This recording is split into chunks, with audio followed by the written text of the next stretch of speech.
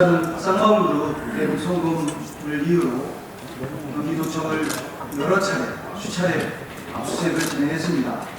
당시 검찰은 92개, 92개의 컴퓨터와 11개 캐비넷 분량의 63,024건의 문서를 압수해갔습니다. 지난 도정질문 당시 수사님께서는 검찰의 압수수색이 타당하지 않고 상식적인 수준을 넘어섰다고 강하게 말씀하셨습니다. 64,000건에 가까운 문건을 압수수색한 이후 지사님이 이끄는 민선 8기 경기도정에 특별한 사건이 있습니까? 저도 동영상 보니까 다시 기억이 새삼스럽습니다. 예, 지금 저 이후에도 검찰에서 일부 또 수사 관련된 것들, 또 아마 아까 13회라고 하는 거니까 그 이후로도 또 한 번 정도 더 압수수색이 있었던 것으로 보여지고요. 한 번 더 있었습니까? 예, 지금 작년 지금까지 총 14회 그리고 57일간 압수수색을 했고 자료는 7만 건 넘는 자료를 압수를 했고 특히 이제 그 대북 송금 말씀을 우리 강연히 해주셨는데 이 건으로 작년 같은 경우 2달 동안에 검찰이 아예 우리 청사에 상주를 했습니다. 상주를 해서 37명을 청구인을 해서 45회 소환 제사를 했다고 제가 보고를 받았는데 이것은 주말에 빼면 매일 소환을 했다는 의미이기도 합니다. 그리고 어난 부서는 전 직원이 37명인데 그 직원 중에서 19개의 PC, 절반이 넘는 직원들의 PC를 압수를 해갔던 그런 일도 있었습니다. 이런 일들이 도정의 수행에 있어서 막대한 지장을 초래합니다. 우선 물리적으로 그렇고요. 말씀드린 것처럼 PC나 휴대폰 압수수색 또는 자료 다 가져가고 하게 되면 물리적으로 우선 영향을 받고 그 다음에 직원들 일하는 데 있어서 심리적으로 대단한 유출을 받습니다. 아마도 이런 일들이 없었더라면 우리 도정에서 보다 원활한 다행히 우리 직원들이 당당하고 유연하게 대처를 잘 해주어서 큰 도정에 문제가 있다고 생각하지는 않지만 앞으로도 이와 같은 검찰의 도를 넘는 또는 상식을 넘는 것은 지양이 된다고 생각을 강하게 갖고 있습니다. 다시 한번 저는 묻겠습니다. 민선 8기와 관련된 그 64,000건에 가까운 문건을 압수수색에 갔음에도 불구하고 관련된 사항은 하나도 없다는 이야기죠? 지금 민선 7기 제가 민선 7기 외에 예, 그렇습니다. 민선 8기에 관련된 문건 압수수색으로 인해서 해당되는 내용들은 없다는 얘기시죠? 그렇습니다. 지금 저희가 현재까지로 해서 저희 적어도 경기도청 직원이 이 건으로 인해서 현재까지는 불법인 외부에 발견된 것은 하나도 없었다고 생각을 하고요. 예. 전직 중에서 일부 지금 재판 중에 있는 건 제가 저희가 곤란하겠습니다. 적어도 지금 현재 있는 경기도 공무원 중에는 단 한 건도 아직까지는 불법이나 위법한 사례가 없었다고 저는 생각하고 있습니다. 예. 분명한 것은 검찰의 상식이 넘는 보관 없는 압수수색은 경기도정을 마비시키고 그것은 경기도민에 대한 피해가 고스란히 간다는 것을 우리가 분명히 알아야겠고 명심해야 할 것으로 생각됩니다. 가장 좋은 예가 지금 의원님께서 트윗을 통해서 나왔는데 우리 도민들이 선출한 새로 취임한 도지사의 방을 압수수색했다는 것입니다. 그 전에 있었던 사무실도 저희가 건물을 바꿨고 PC도 새로운 걸 했고 하는데 제 PC와 제 사무실을 압수수색하겠다고 하는 것이 어떤 걸 의미하겠습니까? 이것은 경기도민에 대한 모욕이자 또 상식적이지 않은 가장 좋은 사례라고 생각을 합니다. 제가 강력히 반발을 했고 문 잠그고 부수고 들어오라고까지 얘기를 했는데 결국은 제 PC에 몇 가지 단어를 넣어서 하는 것으로 했습니다만 단 한 건도 나온 게 없습니다. 이어서 본격적인 부정 질문에 들어가겠습니다.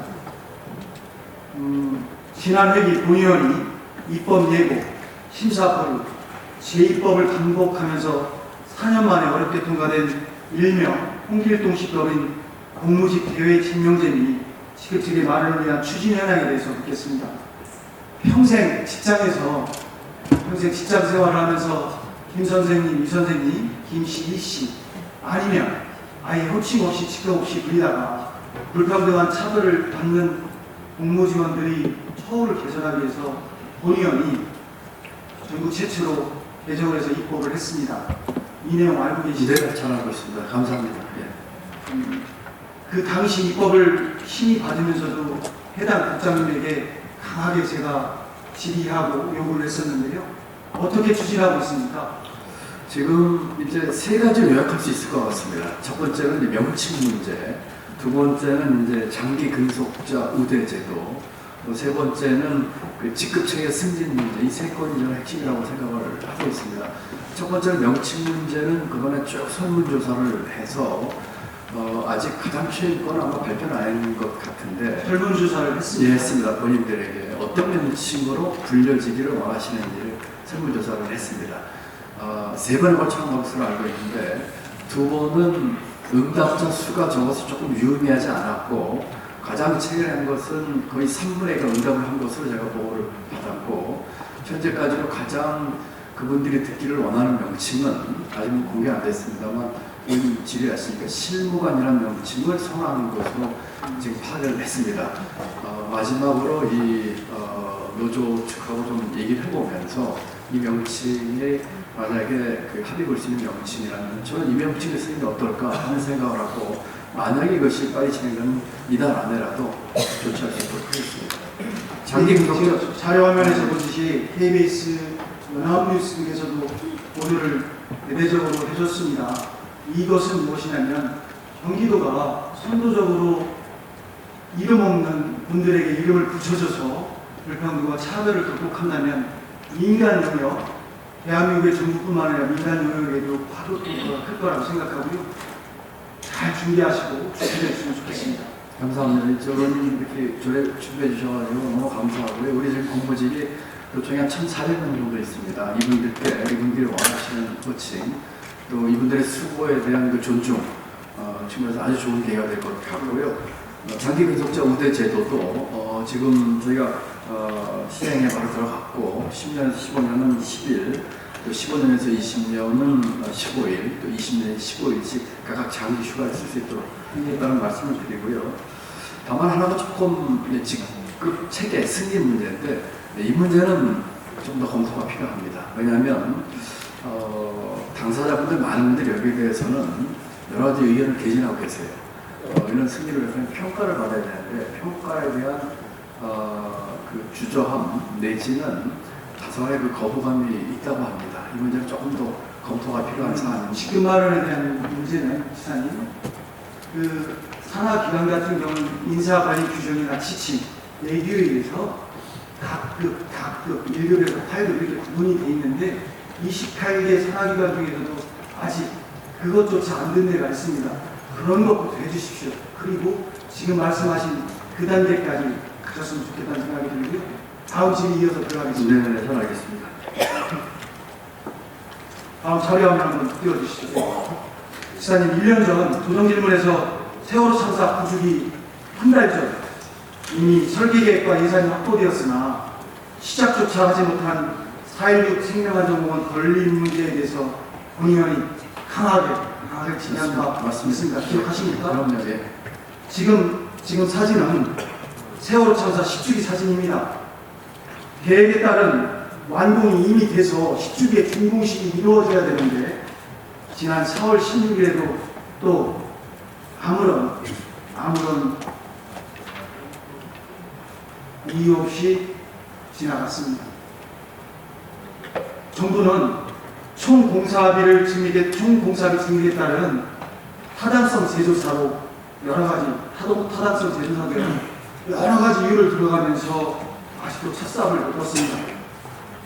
다음 자료 보여주시죠. 예. 이 자료는 지난 4월에 본의원이 사회재난과의 요구에서 받은 자료입니다. 이 자료에 의하면 4.16 생명안전공원은 2024년 10월, 올해 10월 착공 예정이라고 되어 있습니다. 다시 한번 1년 3개월이 지난 고정질문을 한번 묻겠습니다. 지사님, 4.16 생명안전공원이 계획대로 과연 사실 없이 진행될 수 있습니까? 경기도는 어떻게 하시겠습니까? 의원님, 감사드리고요. 세월호 문제에 대해서 제가 어떤 생각을 갖고 계신지 의원님 잘 알고 계시다고 믿습니다. 제가 결론적으로 말씀드리겠습니다. 세월호 12주년, 내후년 그때까지 완공하겠습니다. 지금 계획상으로는 이달 발주, 10월 착공, 내후년 12월인데 제가 어저께 이 복을 받으면서 지시를 했습니다. 세월호 12주기까지 당겨서 완공을 하자고 했습니다. 지난번에 질의 주셔가지고 기재부가 이제 예타 문제라든지 그런 사업의 여러 가지 적정성 제거부터 쭉 해서 지금의 어느 정도 관문을 통과했습니다. 그래서 결론적으로 12주기에 맞춰서 준공할 수 있도록 하겠습니다. 기재부 출신으로서 애써주신 것도 잘 알지만 경기도가 더 앞장을 서주시겠다는 약속을 좀 받고 싶고요. 노력을 해줬으면 좋겠습니다. 그렇게 하겠습니다. 그렇게 해주실 수 있겠죠? 그렇게 하겠습니다. 다음은 경기도 기회소득 어떻게 할 것인가에 대해서 묻겠습니다. 지사님께서는 더 많은 기회, 더 고른 기회, 더 나은 기회라는 3대 비전을 가지고 취임하셨습니다. 지금 사진은 취임 1주년 기자회견으로 진심을 다한 1년, 믿음을 더할 3년이라는 취임 1주년 기자회견 사진인데요. 지난 2월 1주년 기자회견 당시에 소수가 많은 기회를 득점하는 승자 복식구조, 기회가 고르게 주어지지 않아 불공정한 사회구조, 수저 색깔이 미래를 결정하는 기득권 사회를 바꾸기 위해 기회의 생물결이 강물처럼 넘치는 기회 수도 경기도를 만들겠다고 말씀하셨습니다. 지사님에게 기회라는 단어는 어떤 의미입니까? 저는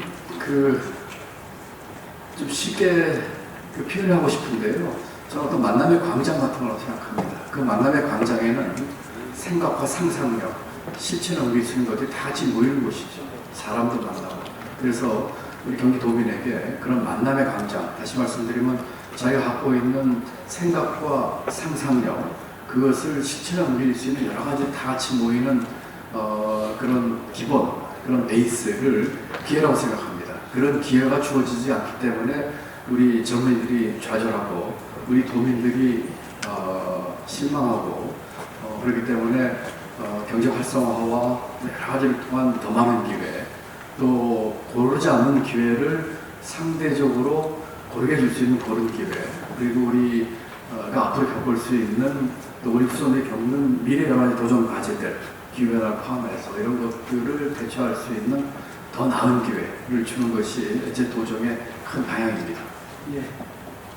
그 이야기에 공감도 하고요. 본의는 또 다른 측면에서 기회라는 것은 우리 사회 경제성장 동력을 마련하고 사회적 창출과 함께 기회를 창출해서 지속 가능한 사회로 발전하기 위한 빅 버전, 큰 버전이라고 생각합니다.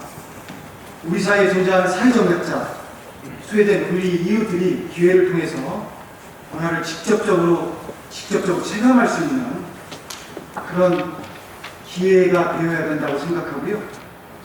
현재 경기도의 의원연구단체인 기회소득 포럼 회장을 맡아서 30여 명의 동료위원님들과 함께 기회소득에 대한 정책 연구도 열심히 하고 있습니다. 지난 회에는 경기도 기회소득 어떻게 할 것인가라는 정책 토론회 시리즈 1차 정책 토론을 했고요. 2차 시리즈 정책 토론회는 6월 10월에 집행부가 중심이 돼서 하기로 예정도 되어 있습니다. 먼저 이 점을 한번 묻겠습니다. 다 아는 이야기들이니까, 내용이니까 단순하게 좀 요약해서 대답하시면 좋으실 것 같습니다. 기본소득과 기회소득의 차이점은 무엇이라고 생각하십니까? 기본소득은 장기적으로 산업사회 재편과 일의 미래와 관련해서 검토할 사항이라고 생각을 하고요. 예. 기본소득은 보편성과 무조건성과 정기성, 현금성 이런 것들이 다 되어 있습니다. 지금의 우리 상황에서는 장기 과제이긴 하지만 어려운 문제라고 저는 생각을 하고 있고요.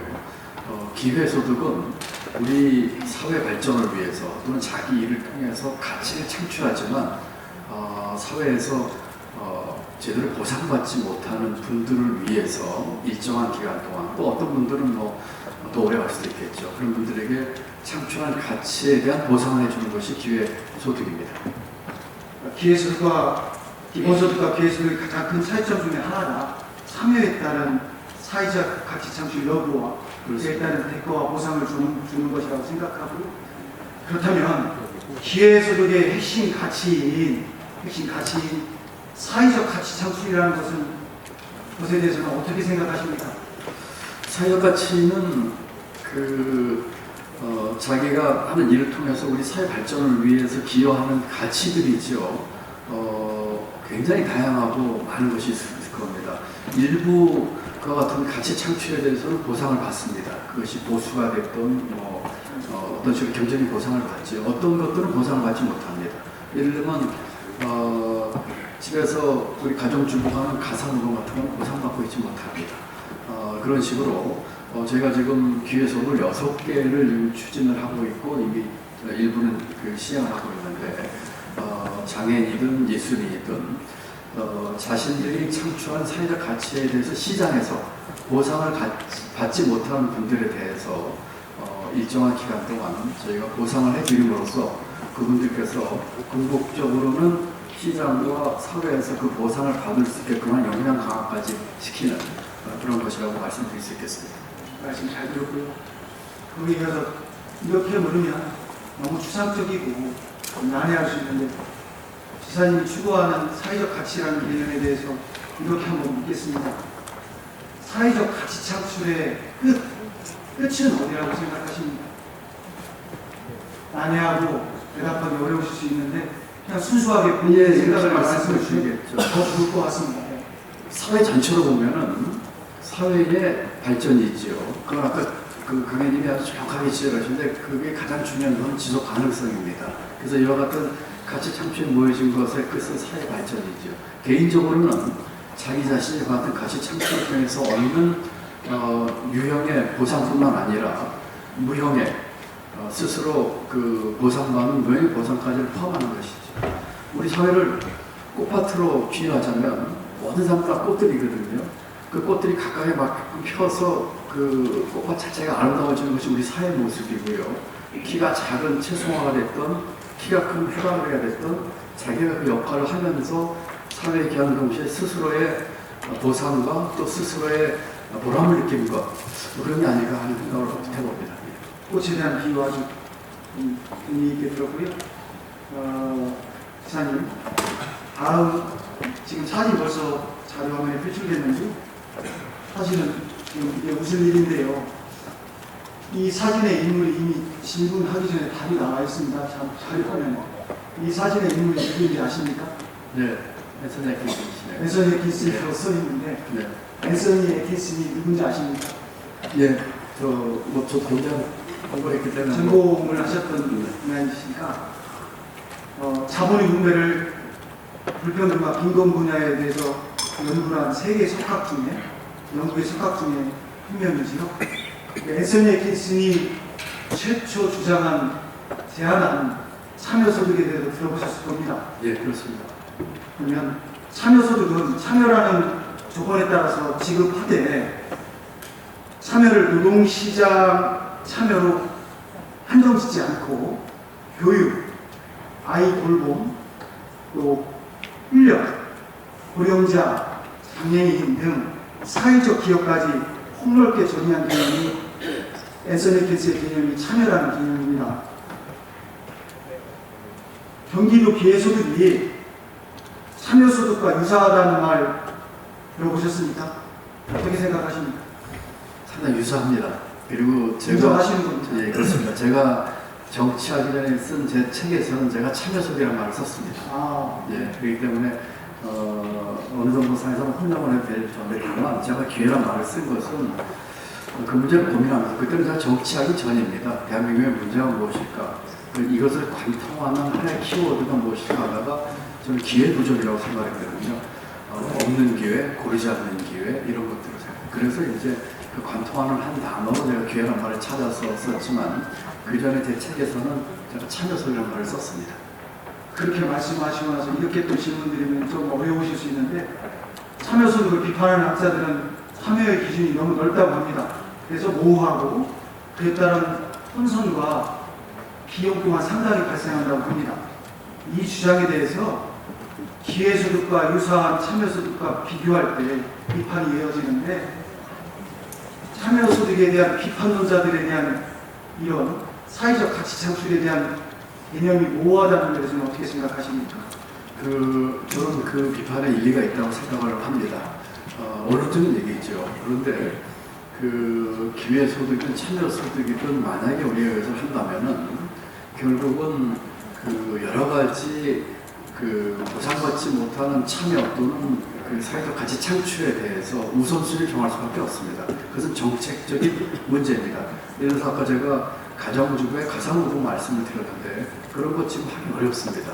왜냐하면 너무나 범위가 넓고 이 규모가 크기 때문이죠.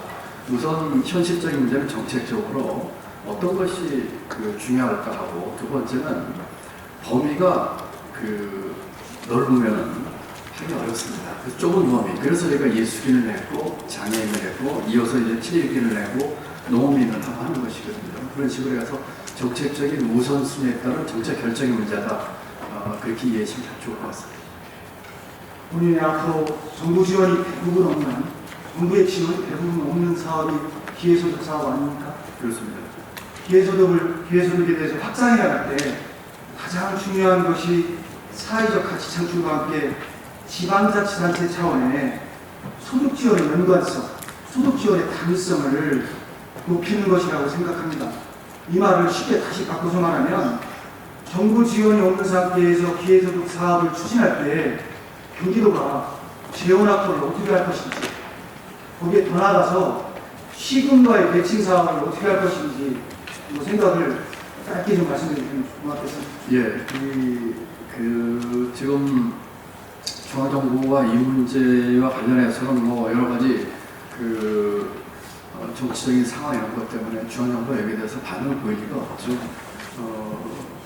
첫째로는 장기적으로는 이와 같은 사회적 그 가치 창출 활동을 활성화시킴으로써 양과 질적으로 경제 활성화시켜서 재정이 확보되는 방안으로 가는 것이 장기적인 방안입니다. 두 번째, 궁극적으로 중앙정부가 따라오게끔 하겠습니다. 어떤 방법이든 중앙정부도 따라오도록 하겠습니다. 예. 그 이야기는 어떤 의미입니까? 여러 가지 생각을 해보시죠. 예를 들어서 내용이 좋아서 따라오든 어떤 정치적인 변동이 있어가지고 하게끔 만들든 따라오도록 하겠습니다.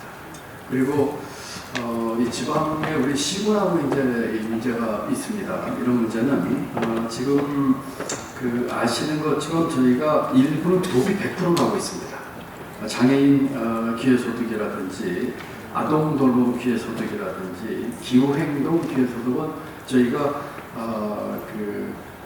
전액 도비라고 있습니다. 이것은 시군에 좀 부담을 좀 덜어드리면서 그리고 아동돌봄이나 기후행동 이런 것들은 국가적인 과제거든요.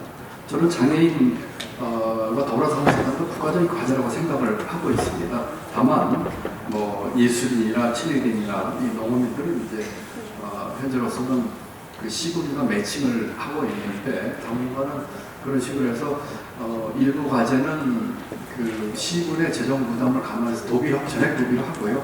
일부는 지금처럼 매칭하도록 하겠습니다. 다음 자료를 주시죠.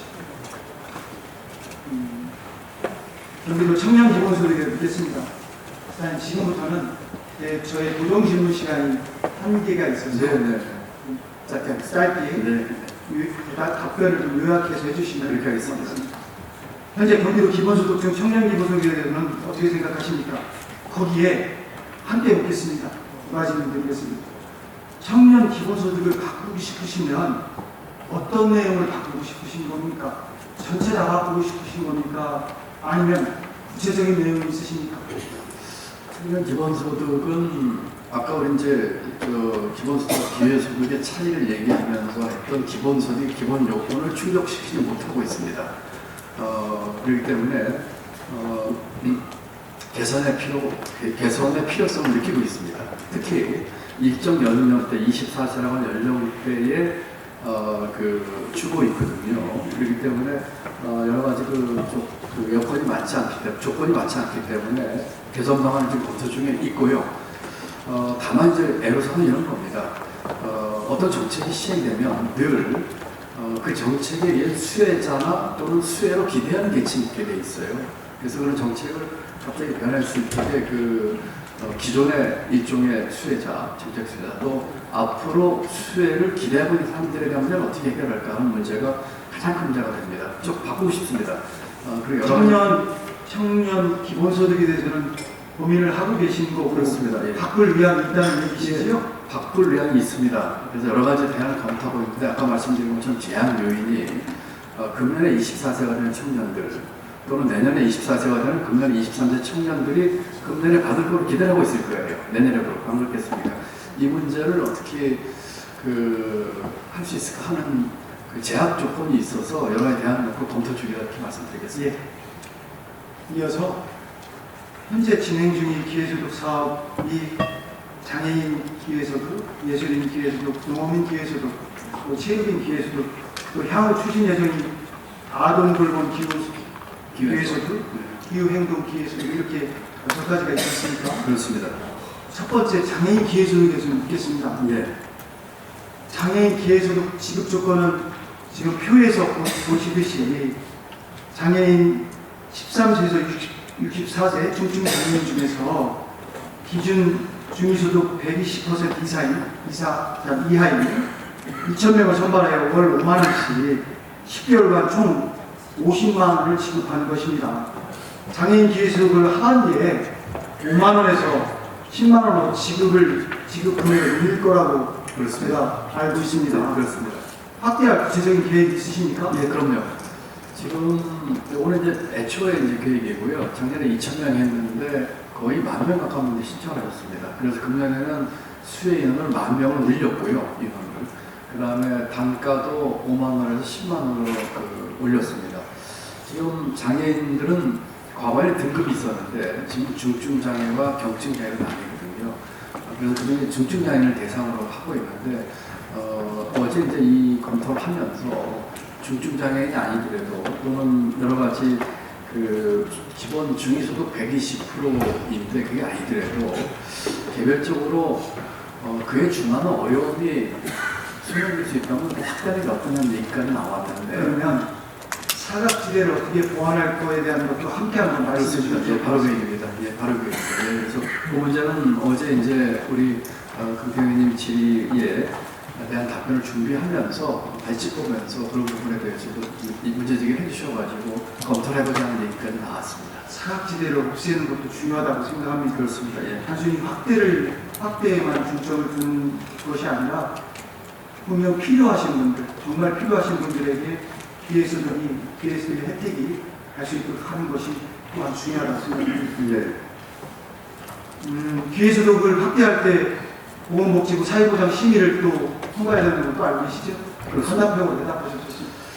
제가 이 문제는 조금 제 의지를 좀 말씀드리고 싶습니다. 네, 예, 짧게 대신 말씀드리겠습니다. 지금 지금 장애인께서 늘리는데 우리 사회보장 심의를 하는데 다행히 지금까지로는 별 문제 없이 잘 심의가 될 것 같다고 합니다.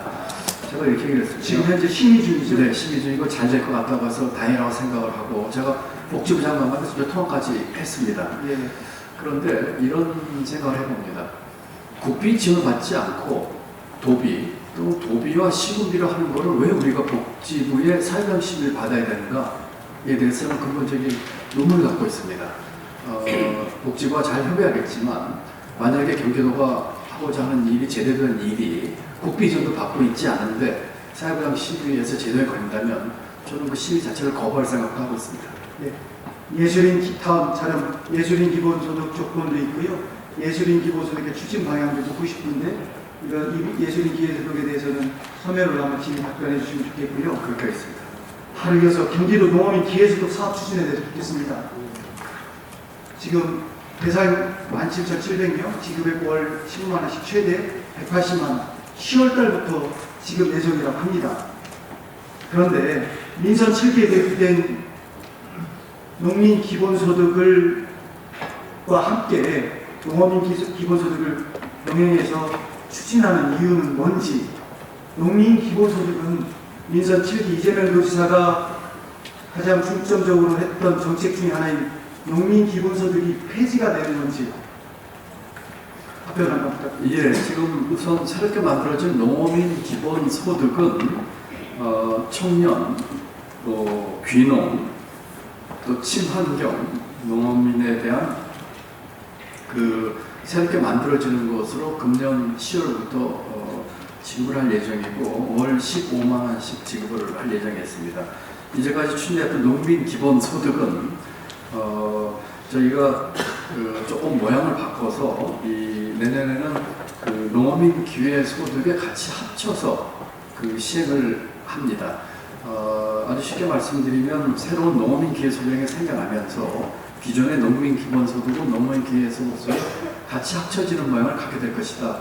운영 방법은 다소간에 변화가 있겠지만 우리 농민들과 어민들이 창출하는 사회적 가치에 대해서는 보상을 계속하겠다 이렇게 이해해 주시겠습니다. 이야기는 이재명 지사의 기본소득 시대지정 대표 정책인 농민소득, 농민 기본소득을 사실상 폐지하는 것이지요.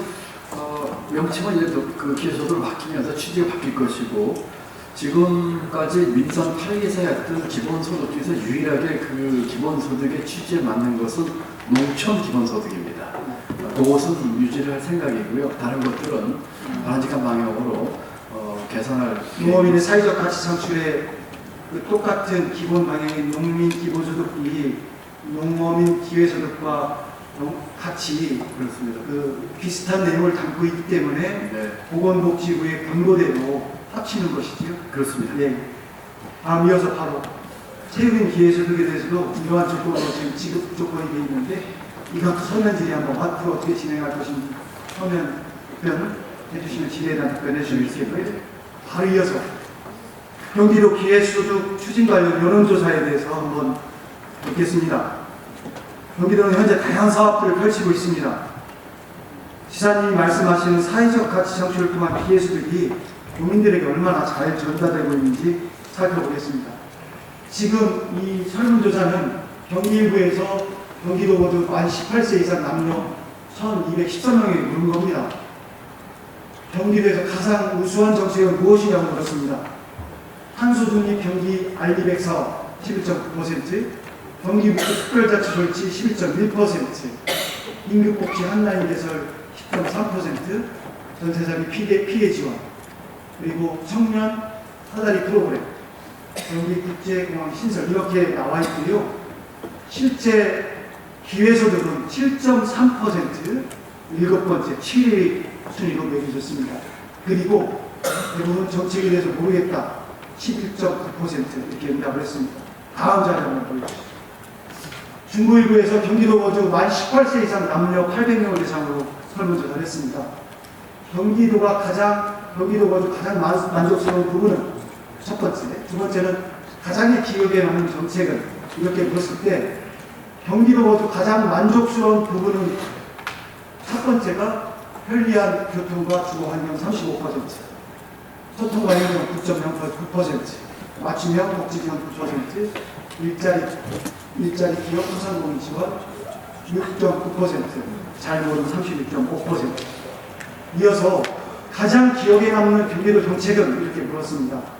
청년 사다리 프로그램 5.4%, 경기 알리백 사업 4.4%, 인국복지 한라인 개설 8.5%, 기회소득 추진 사업 6.4%가 나왔습니다. 잘 모르겠다는 의견이 64.4%입니다. 조사하는 방법과 결과는 다를 수 있습니다. 이 결과에 대해서 어떻게 생각하십니까? 짧게 요약해서 말씀해 주십시오. 또 다른 조사가 있긴 합니다만 안타깝습니다. 그리고 저희가 좀 더 잘해야겠다는 생각이 들면서 또 반성도 해봅니다. 그래서 제가 지사님께 말씀드리고 싶은 것은 기회소득에 대해서 여러 가지 구체적으로 보고 싶었던 많은 내용들은 지금 생략하고 축약해서 질문드리고 있는데요. 기회소득 사업을 계속하고 확장해 나갈 때 반드시 국민들에게 기억되는 정책, 국민들이 공감하는 정책이 되기 위해서는 그 중요한 사항의 첫 번째가 적극적인 홍보라고 생각합니다. 적극적인 홍보가 필요하고요. 그에 따른 성과 분석을, 이게 질문 내용 중에 들어가 있는 한 꼭지인데 제가 그냥 말씀드리겠습니다. 성과 분석을 제대로 해야 됩니다. 철저하고 적극적인 홍보도 필요하고 성과 분석이 필요합니다.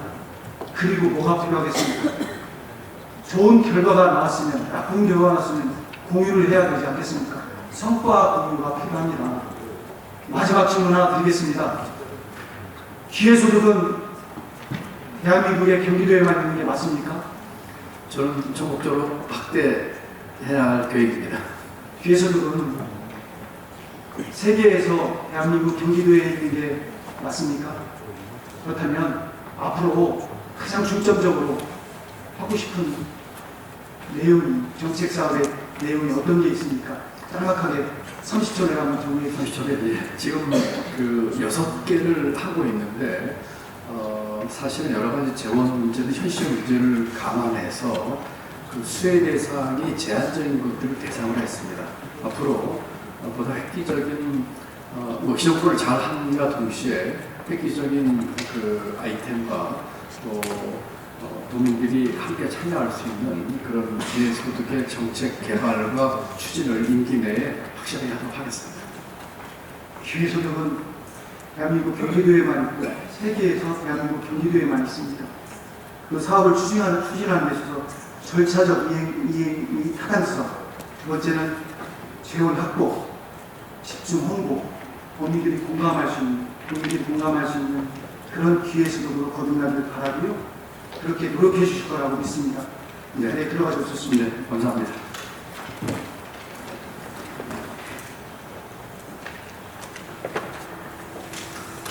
오늘 미리 준비한 다른 내주말도 많이 있고요. 교육감님께 질의하고 싶은 내용도 많은데 교육감님 죄송하게도 교육청에 관련된 질의 내용은 서면으로 답변해 주시고 답변 내용을 참고해서 교정할 때 참고하겠습니다. 다른 내주말 있지만 오늘은 이렇게 마무리하겠습니다. 사진 속 인물이 누군지 아십니까?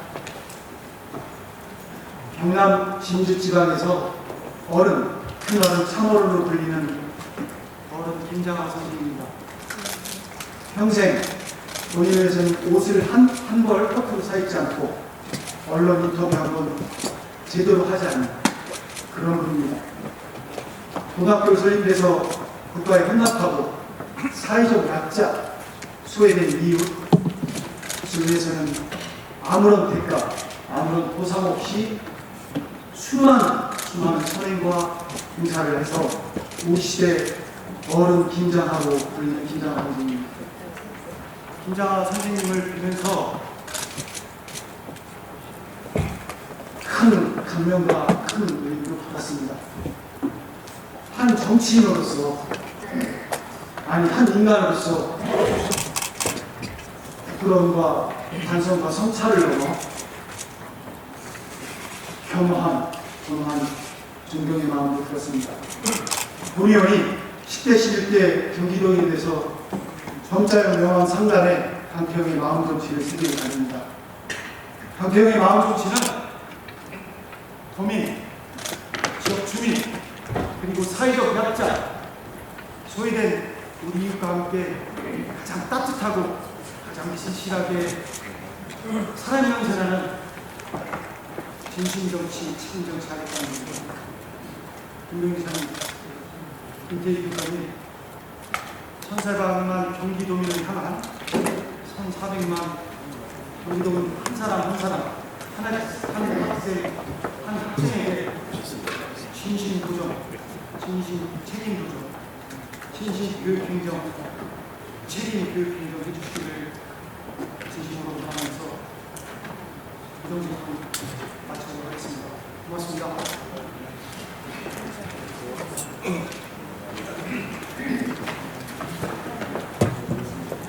강태영 의원님 수고하셨습니다.